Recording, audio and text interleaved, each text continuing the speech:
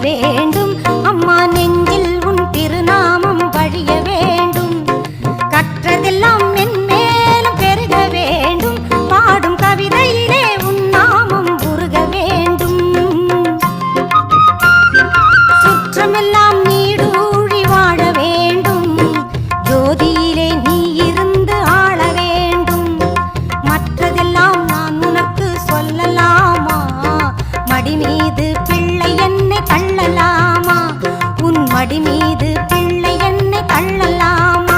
அம்மா கற்பூர நாயகியே கனகவல்லி, காளி மகமாயி கருமாரி அம்மா.